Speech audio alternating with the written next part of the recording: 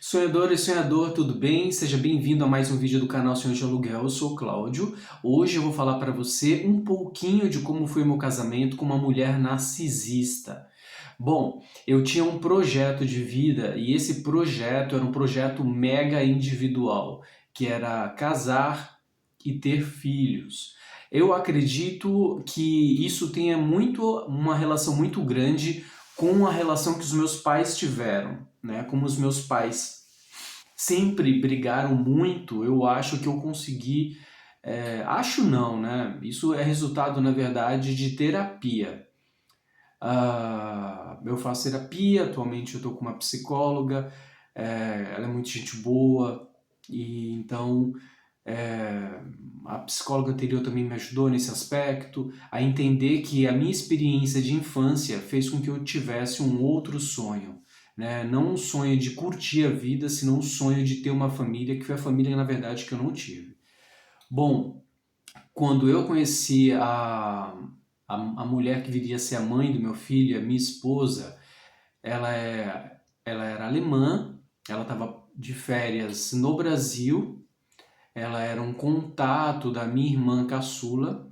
A minha irmã caçula tinha trabalhado como au pair numa das cidades ao redor de Nova York, e essa alemã, ela tinha trabalhado para a família ao lado, ou seja, a minha irmã, por exemplo, trabalhava na casa 12 e essa alemã trabalhava na casa 14. E a minha irmã conheceu essa alemã e essa alemã ajudou, né, a minha irmã a melhorar o entendimento do inglês, porque a minha irmã na época não tinha um inglês muito bom. E essa ajuda fez com que a minha irmã começasse a se desenrolar na relação com os pais e também na relação com as crianças, né? A minha irmã tinha duas crianças pequenas para dar suporte, para cuidar. E isso tudo fez com que ficasse mais mole ao conhecer essa alemã. Essa alemã foi fazer uma viagem na América do Sul, a começar pelo Brasil, e ela ficou o primeiro tempo dessa viagem em Manaus, e depois foi em alguns estados, aí veio para São Paulo para ficar na casa para visitar a minha irmã. E a minha irmã já tinha comentado comigo, eu falei, claro, deixa ela vir. E eu tentei fazer tudo da melhor maneira possível em relação à gratidão dela ter ajudado a minha irmã. Em Santos eu não conseguia observar muita coisa assim de anormal no comportamento dela.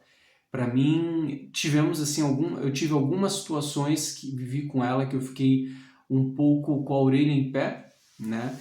Ela tinha gravado, por exemplo, essa alemã com que eu casei, ela tinha gravado uma conversa, tinha ficado na casa de uma pessoa e tinha gravado a pessoa falar inglês e me mostrou para dizer como o inglês dessa pessoa era ruim, né? E eu fiquei bastante assustado. Falei, poxa, você estava na casa dessa pessoa sem pagar nada, comendo, bebendo, dormindo, tomando água, tomando banho, lavando tuas coisas, né? Eu falei, isso não acho isso legal, né?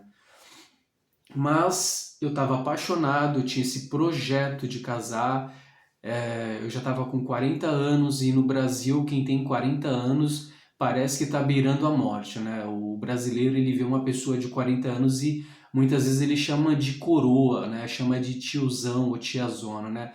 40 anos, cara, isso é uma coisa que eu aprendi aqui na Alemanha. 40 anos você é jovem, é um jovem mais maduro, né? Não é um adolescente, teoricamente, né? Mas é jovem. E eu tava morando no Brasil, brasileiro, 40 anos, na idade de corte. Além disso, eu estava muito apaixonado, muito mesmo. Me apaixonei muito por ela, gostei muito, porque ela sempre foi uma pessoa muito pra cima, muito alegre. Esse é um lado positivo. Aí eu vim para a Alemanha. Quando eu chego na Alemanha, as coisas deram muito erradas, muito erradas. Eu sempre me comunicava com ela em inglês e ela, naturalmente, com a família dela em alemão. E num dado momento eu comecei a observar que ela pegava a minha fala em inglês e traduzia de uma outra forma para alemão. Então, assim, eu falava, a gente tinha feito um plano, né? Antes de eu vir para a Alemanha, havia um plano que não necessariamente nós moraríamos na Alemanha e nós discutiríamos juntos a cidade onde nós iríamos morar. E essa cidade teria que dar condições de trabalho para que eu tivesse e também para que ela tivesse. E que nós teríamos a nossa casa e que poderíamos morar num país neutro, ou seja, nem no Brasil e nem na Alemanha. E tinham outras coisas que a gente tinha acordado e essas coisas ela simplesmente não atendeu. E aí ela começava a passar para a família dela que a cobrança que eu estava fazendo para ela em relação ao que foi discutido, que eu estava tentando tirá-la do pai dela. Então, por exemplo, ela começou a jogar a família dela contra mim através dessa tradução falsa, né? Dessa tradução errada, e também a família dela começou a ficar contra mim por conta disso e eu contra a família dela. E ela começou a intermediar as duas partes. Então ela conseguia manipular a mim e manipular aos pais dela. Então ela tinha dois times em que ela ficava como se fosse marionete, né? Só balançando para cima e balançando para baixo. Uma outra coisa do comportamento de uma mulher narcisista foi que ela começou a me isolar dos amigos dela. Então, quando os amigos dela viam que eu trabalhava, ia para o curso de alemão e ainda entregava jornal, ela começou a falar: mas ele não é tão bom assim não. Não, não, não. Ele briga comigo. Quando na verdade não eram brigas, era apenas falava, a gente combinou uma outra coisa. Tô morando na casa dos seus pais, e não é legal morar na casa dos seus pais porque assim você não vai se desenvolver, assim a relação não vai se desenvolver, assim a gente não vai se encontrar. Se você quiser continuar morando na casa dos seus pais, então a gente tem que se separar. E aí ela voltava e falava para os amigos, não, ele quer me tirar dos pais. Além disso, ela começa a fazer críticas sob o ponto de vista sexual, né? Então, falava, porque isso, porque aquilo, sempre com uma coisa para me colocar para baixo e para fazer com que eu tivesse que fazer mais por ela ou mais pelo pai dela. O pai dela eu ajudava no jardim, ou eu ajudava no jardim, ou eu não tinha paz. E muitas vezes até ajudando no jardim da casa dele, que era um jardim lá que tinha 7, 10 árvores, para você ter uma ideia. E ele falava que alemão se aprende trabalhando e o trabalho que liberta, né? Então, Arbeit macht frei, era o que o pai dela falava. Então, toda essa manipulação, ela colocava nos mais diversos aspectos. Por exemplo, ela não me explicava nada em alemão, me isolava socialmente dos amigos dela, que eram as únicas pessoas que eu tinha acesso. No caso, eu estava também alugando os amigos dela, porque eu não conseguia fazer amizade, nós morávamos numa Dorf, e Dorf, para quem não mora na Alemanha, para quem nunca viu nenhum outro vídeo de outro canal de pessoas que moram aqui na Alemanha, Dorf é um vilarejo. Vilarejo basicamente quer dizer que você obrigatoriamente tem que ter, não obrigatoriamente, mas 95% obrigatório, você tem que ter o transporte próprio, seja uma moto, seja um carro, porque o trem e o ônibus eles passam menos regularmente.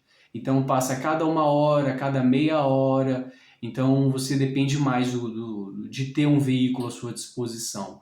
E também quer dizer que é uma comunidade muito pequena, onde quase sempre as famílias se conhecem.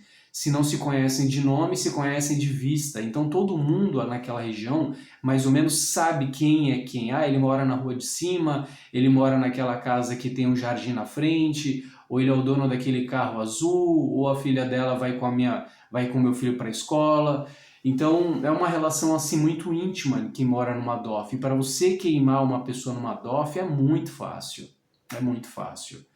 E pulando aqui várias etapas, né? Quando nasce o Benjamin, né, que é o nosso filho, ela começa a colocar o Benjamin contra mim. Então eu tava brincando com ele, e aí ela chegava e falava assim, não, não é assim que se brinca, em alemão se brinca de uma outra forma, o teu pai é negro, e... Bom, isso é um... Assim, isso é um resumo muito resumido, né?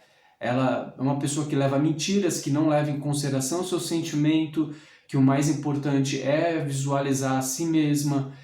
Ela engana o Benjamin toda hora, engana o Benjamin toda hora.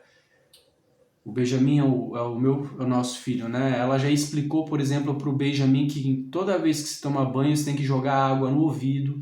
E o meu filho vive com dor de ouvido, inclusive teve uma operação agora no mês de novembro de 2022.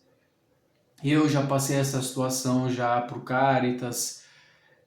Eu já não, assim, aí ela chega no Caritas, fala que a situação era outra. Então, assim, se relacionar com um narcisista ou com uma narcisista é como se você tivesse uma ferida que não cicatrizasse.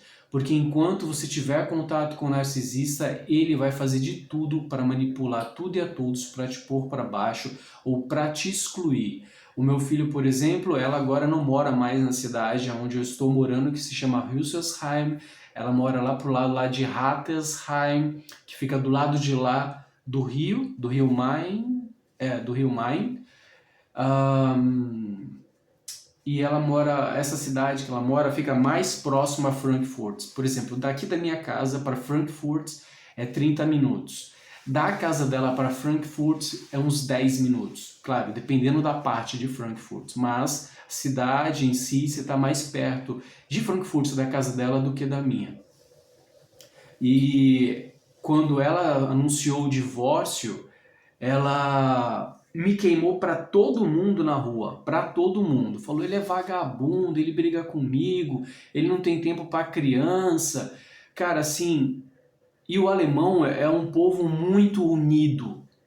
Então, quando ela fala o que ela falou, os alemães e ou as outras pessoas, e como ela é uma mulher, né, tem um peso bem maior, tem uma proporção bem maior, e as pessoas não ajudam, falam mal para você, falam mal de você para outras pessoas e a comunidade, né? O que eram, algumas pessoas contra você, começa a virar meio que uma parte de uma comunidade contra você. Então você vai na rua, tem pessoas que olham torto para você. E por mais que você seja forte, que você saiba que você esteja certo, as pessoas elas vão pelo que ela falou, porque ela é alemã e eu sou estrangeiro, né? Inclusive, cara, no dia ela combinou, né? Ela acertou com a família dela durante a gestação, né, em que ela estava do Benjamin, que nós iríamos nos divorciar. Quando estava para ser decidido, né, ela entrou durante a gestação, cara. Olha isso que eu tô te falando. Durante a gestação, ela acertou o divórcio. Então,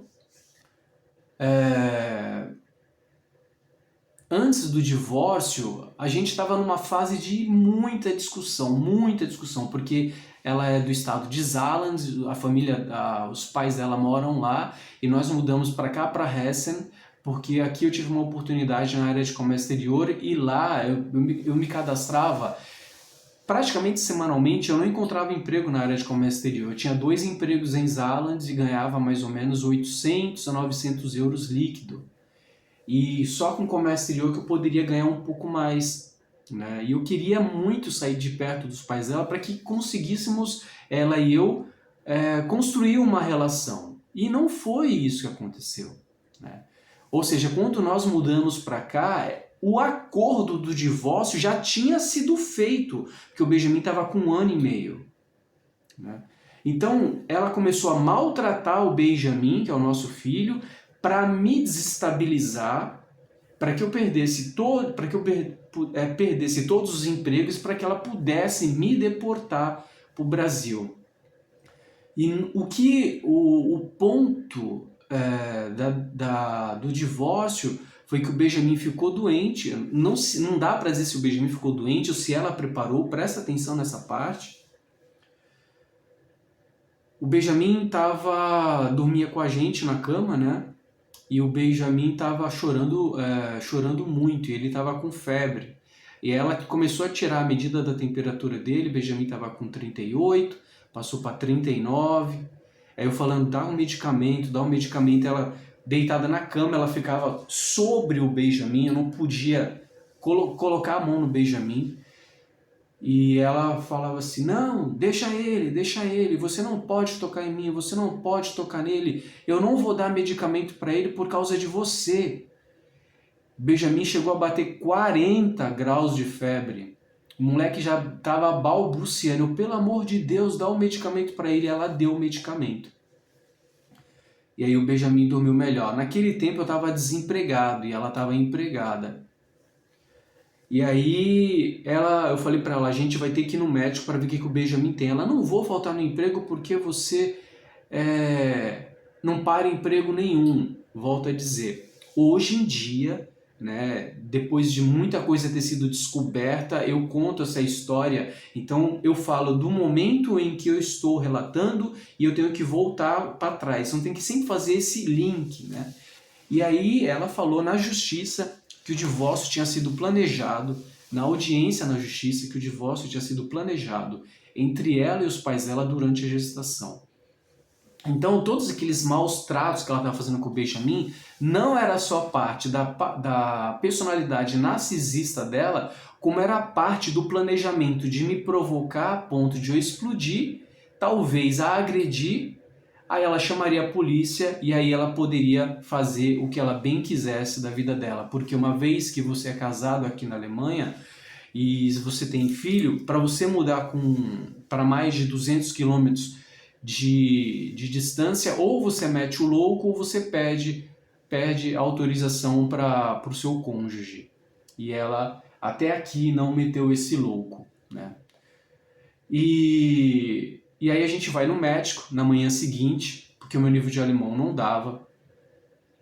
E aí eu contei a situação, ela me desmentiu para o médico. E aí ela desce embaixo do pediatra em que o Benjamin era atendido, tinha uma farmácia. E aí ela volta, desce e fala assim, olha só, para as amigas dela, né? Eu tô com esse marido fracassado e com essa criança doente, eu não mereço isso. E aí ela falou assim, eu te detesto e detesto o Benjamin. E aí eu voltei para casa chutando tudo, cara. Cheguei em casa, chutei móveis. Porque eu tava muito nervoso, cara. O meu filho tava sendo maltratado na minha frente. Quando o Benjamin começou a andar, e sempre que o Benjamin, eu chegava em casa e ela via que ele corria para mim, ela colocava o pé pro menino cair, cara. E aí foi nesse dia em que ela falou que a gente tinha que se separar.